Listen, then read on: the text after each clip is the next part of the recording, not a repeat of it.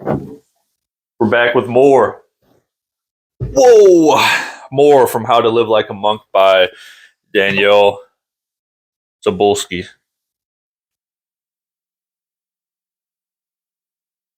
Little intro in case you did not watch the first one. There is a part one to this where I give a little more intro about what the book is and why I read it, the whole shebang.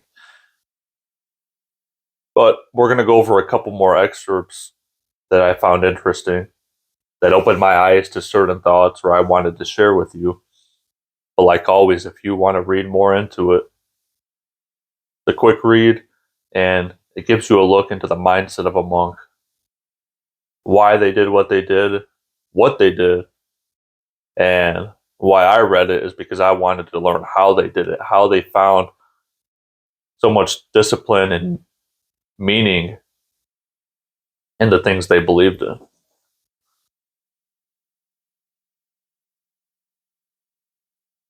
Okay, the first one would be on page 52 to 53. For a modern person, it's worth taking note of the things that we surround ourselves with and considering whether or not we actually need them, or if we just want them. Many of the things we need can, as was the case with medieval monks, be shared or borrowed through friends, communal stores, and libraries. So we must consider the question of what we really need to make our lives comfortable and meaningful, and what we might be wasting our money on. I wanted to share this as a connection with maybe the world we live in now and how much materialism is put in front of us and how much people buy.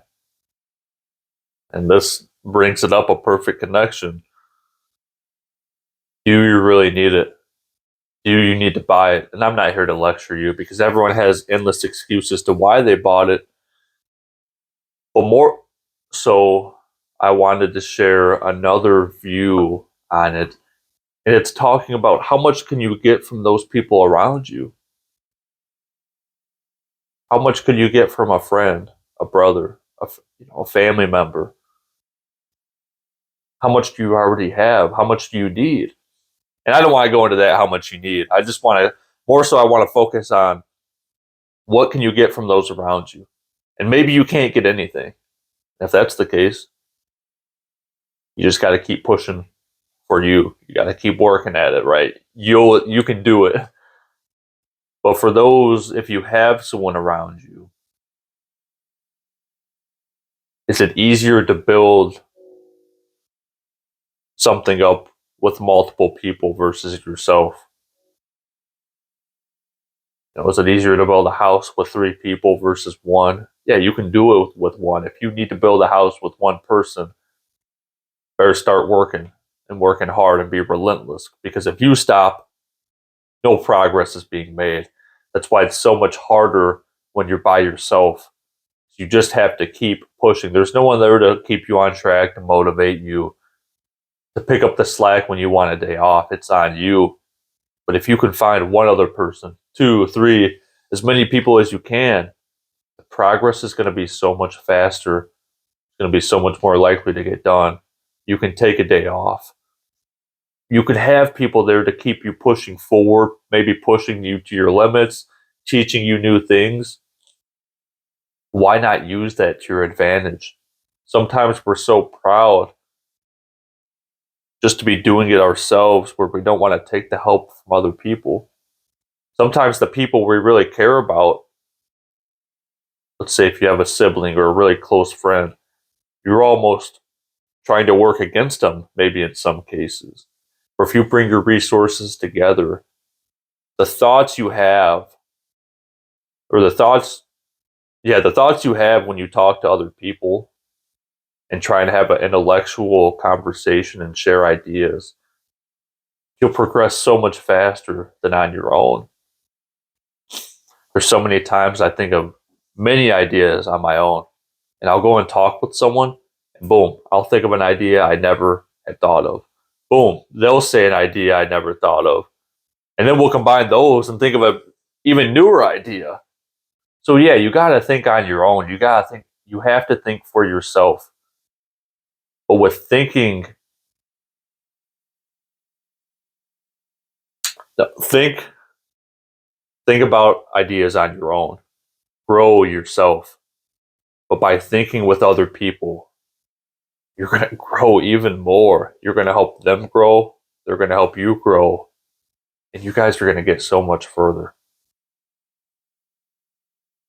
So I don't want to keep pounding that point in.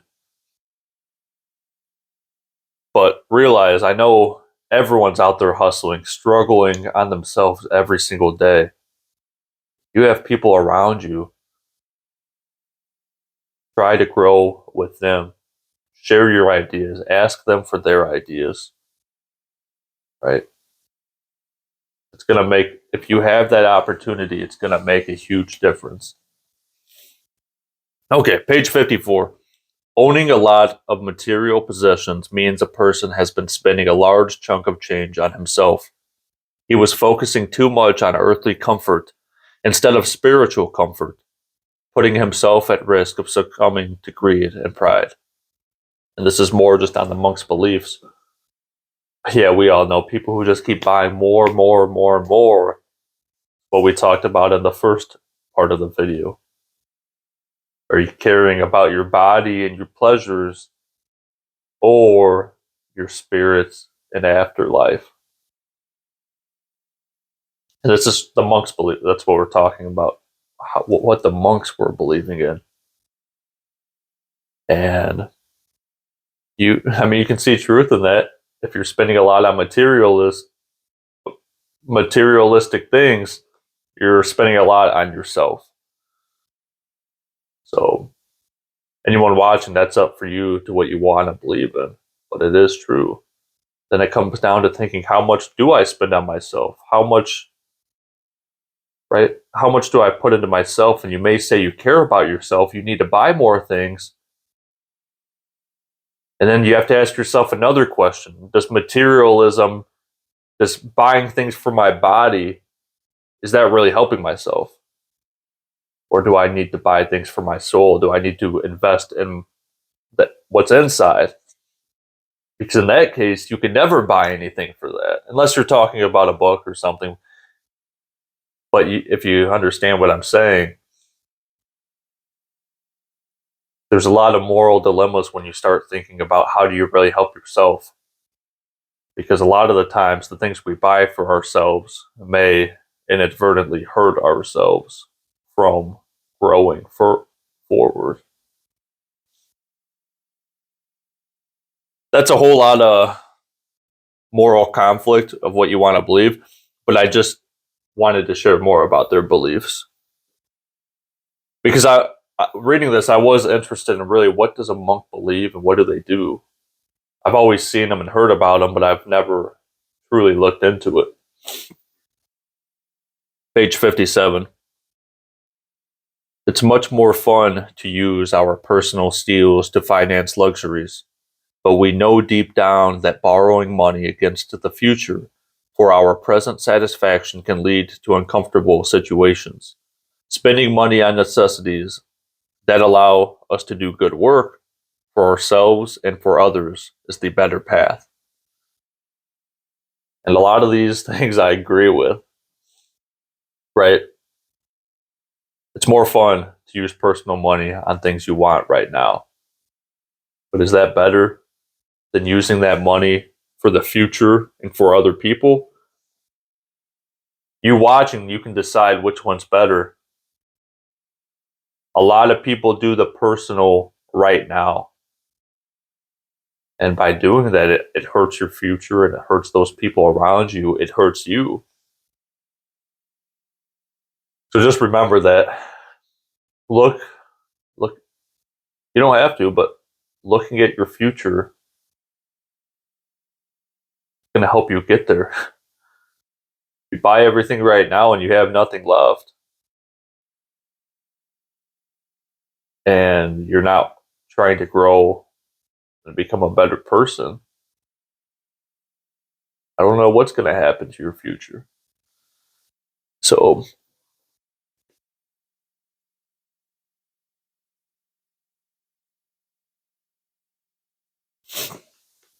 Page 65. Science has shown that we are incredibly influenced by the actions of our peers, such that when a member of our peer group becomes more physically active or gets divorced, we are more likely to as well. This also holds true for success. If the people we surround ourselves with are successful, we will be too. It's the crowd you hang out with. Hang out with a bad crowd, are you more likely to do bad things? Hang out with a good crowd, are you more likely to do good things? You hang out, with a crowd that does sports, are you going to join in on that sport or that game? A lot of things they believed in carry over to life today. It's more of just a reminder, if you're listening or if you read it, that surround yourself with people you want to be like, and understand it's a safeguard that anytime you surround yourself with another person or a group, they're either going to try and bring you up or bring you down. If in certain ways they are below you, let's just say underdeveloped in certain aspects, you need to be aware of that, so that whatever aspect they're below you in, you never stoop down to that level. It's not going to be said out loud that they're trying to do it. It's just going to happen. Because if you're not bringing them up, they're going to be trying to bring you down if you surround yourself with that every day. So just be aware of that. Maybe there's someone you hang out with where you know in a certain way they don't do a good thing. And if you're not disciplined and stay aware of that thing they're doing, maybe now it starts to become normal. You're not doing it, but now you don't see it as bad. You just see it as a normal behavior. You've gone kind of nose blind to it, right? Numb to it. You're slowly growing to accept it. And that's where it gets dangerous, because the second you stop having strong feelings about it and you get neutral to it, well, what comes next? Now maybe you do it a couple times, and now you've gone down to that level they're at. So just be aware of that, right? Because it's fine. It's not ideal, but if you're around people above you and you don't go up to their level, that's not good, but it's not bad. You just haven't grown. But what's very dangerous is when your other friend is below you in a certain aspect and they bring you down. You never want to go down, right? If it takes you a while to go up, that's one thing. But if you're going down, you're going backwards. So just keep that in mind. People are very influential, even when they're not trying to be. And if someone's not bringing you up, I'd really watch out to make sure they don't bring me down. You can still hang out with them. You can still have fun. But just keep that in mind. You do not want to regress. You've worked too hard. Okay, page 66. Saint Benedict believed that mindless chatter was at best distracting, at worst destructive. They talked about how there was solitude. There was hardly any talking, except for times when it really mattered. There was a whole lecture on talking. But just from my own experience, and maybe yours, I'm sure there's people who can talk non-stop. Non-stop. And the next time you're around that person or in any conversation, I want you to think about how many things they say that are truly meaningful. And I'm not saying what's meaningful to you, maybe even meaningful to them.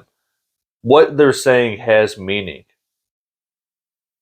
right? Because you don't want to be so selfish where you don't hear anyone talk because it doesn't mean anything to you. But I mean, how much of it is mindless chatter versus how much of it has meaning, even if it's something they care about, that's meaningful to them.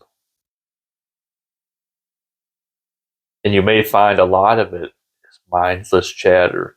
So there's a lot of truths to what they talked about to our modern life. Some people can just, which is fine, but watch out because they will talk and talk and talk. And then think about how much am I saying back? And sometimes they'll just keep talking forever, not even wanting to have a conversation. And they're not sharing ideas. It's mindless chatter. So their beliefs, a lot of times, well, not a lot of times, they cut that mindless chatter out of their lives, focused solely on their beliefs. Okay, page 68.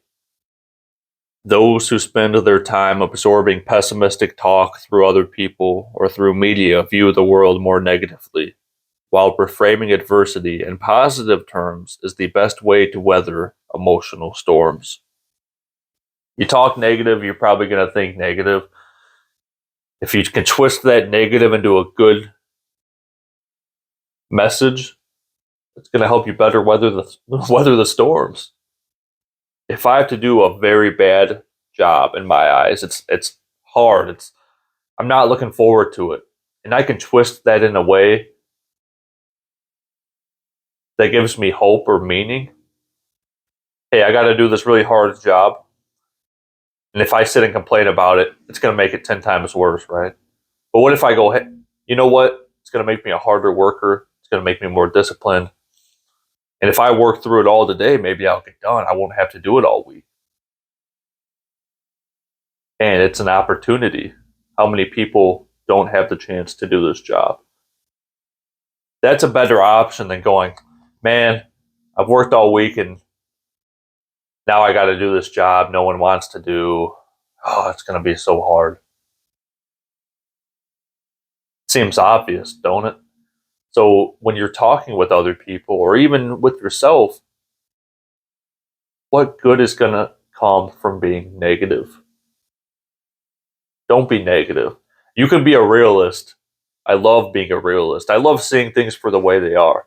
I may go, hey, this is really hard. It's going to be painful. No one else does want to do it.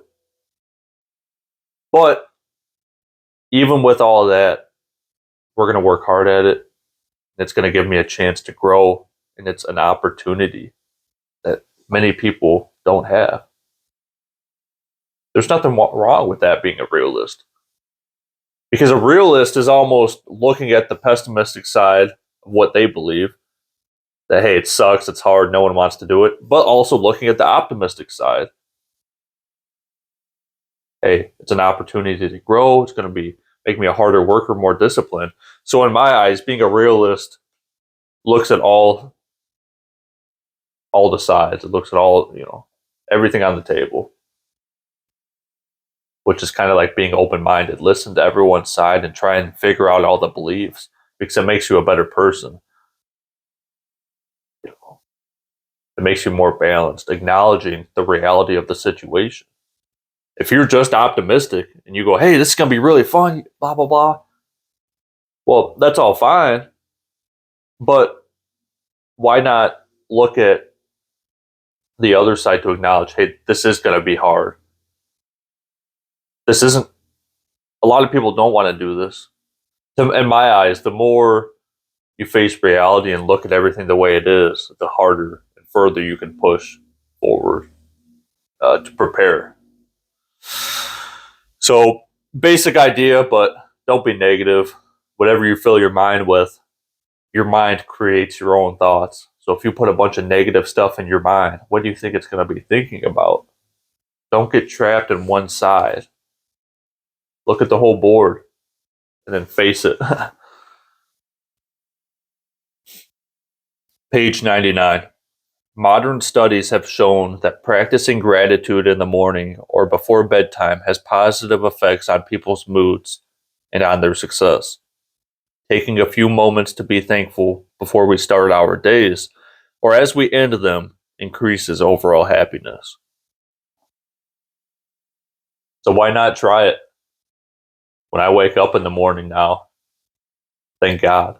Look at what you have going on throughout the day. Why would you roll out of bed, get on your phone, start thinking about the bad of all you have going on? Think about, oh, it's already time to get up.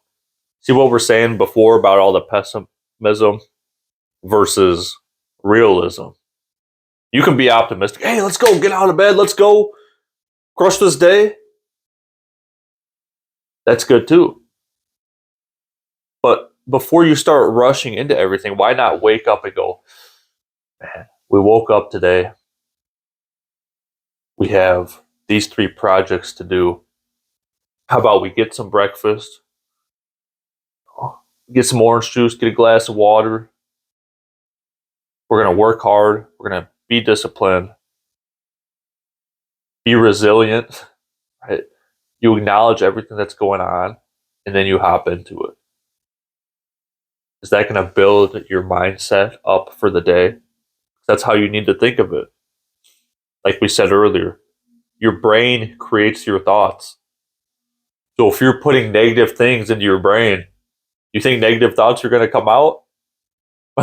I'd guess so. I mean,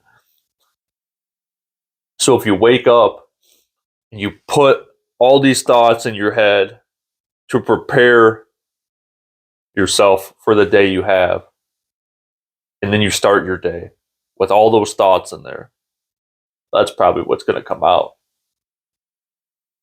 It's like watching a motivational video or movie. What happens right after you watch that? You're pumped up, running through a brick wall. Why? Because you put those thoughts into your brain. And then what comes out? Those thoughts. So if you wake up and you don't know what to tell yourself, how about you just put in a motivational video on TV? You watch that video and you just planted those thoughts in your head, and now you get after it. And as you grow and learn of what do I need to tell myself for my own self-worth and self-care, as you learn that, then you can tell yourself those thoughts. But until then, just put on a YouTube video. Look it up on YouTube or Google. But that's the point. If that doesn't open your eyes, think of whenever you watch one of those videos or maybe listen to a song. You get pumped up because you put those thoughts into your head. So what's going to happen when you put a negative thought into your head or a bad song, or you scroll through Facebook to these negative videos of people complaining? That's what you just started your whole day off with. And realize the power of the brain. You may not even realize you just did it, but you just put those thoughts into your head. And now, half hour later, when you get to work, what's in your head? That negativity, those negative thoughts. And that's what's going to come out. Unless you get disciplined and you get disciplined and you grow like a monk and have composure and all these other values. There's a lot of things monks do that I don't do. I probably would not do. But if you can take away things they've learned and looked at how far it's taken them, maybe you don't go to all the extremes they do. But if you're able to learn how they operate and why they do what they do, why not try and learn something from them? Because the composure they have, the discipline, someone that advanced, it's worth taking note of how they did it and why they did it. And that's why I wanted to read this book, to look at what they did. And there's a lot of good that can be taken away from it. So if any of that helped you, maybe look back at part 1 of the video, take a read, of it yourself. But that's how to live like a monk. And yeah, it's medieval wisdom for modern life. Oh,